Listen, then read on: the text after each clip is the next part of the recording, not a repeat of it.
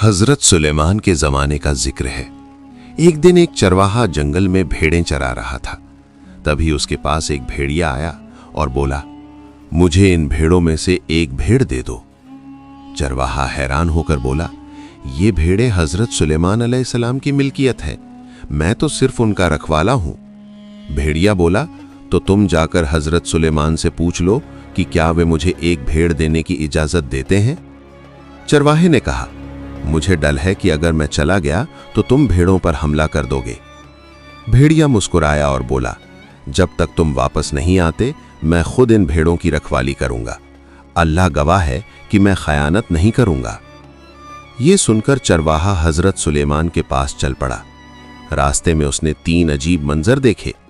पहला मंजर, उसने देखा कि एक गाय अपनी ही बच्ची का दूध पी रही है। चरवाहा हैरान होकर बोला, सुभान अल्लाह, ये कैसा अजीब मंजर है। दूसरा मंजर, कुछ लोग फटे पुराने कपड़े पहने हुए थे, लेकिन उनके हाथों में सोने की थैलियां थीं। चरवाहे ने सोचा, ये कैसी अजीब बात है, इनके पास सोना भी है फिर भी ये फकीर जैसे दिख रहे हैं। तीसरा मंजर, थोड़ा आगे एक बहता हुआ चश्मा दिखाई दिया। प्यास की वजह से वो पानी पीने के लिए पास गया, लेकिन जैसे ही करीब पहुंचा उसे बहुत बदबू महसूस हुई। वो पीछे हट गया और बोला, बहता हुआ पानी, मगर इतना गंदा। आखिरकार वो हजरत सुलेमान अलैहिस्सलाम के पास पहुंचा और भेड़िए की बात बता दी।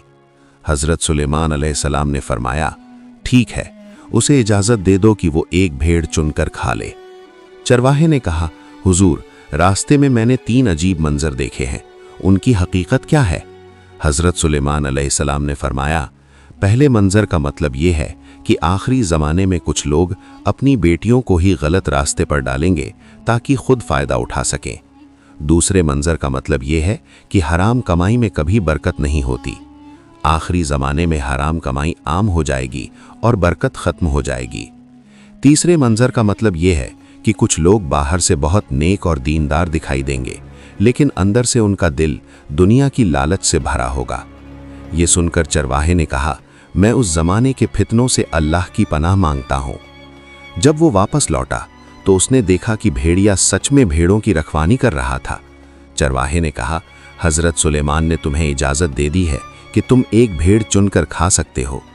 भेड़िए ने भेड़ों को देखा और एक कमजोर और बीमार भेड़ चुन ली। चरवाहे ने हैरानी से पूछा, तुमने यही भेड़ क्यों चुनी। भेड़िया बोला, क्योंकि ये अपने रब की तस्बीह से गाफिल थी। जो अपने रब के जिक्र से गाफिल हो जाए वो बड़ी आजमाइश में पड़ जाता है।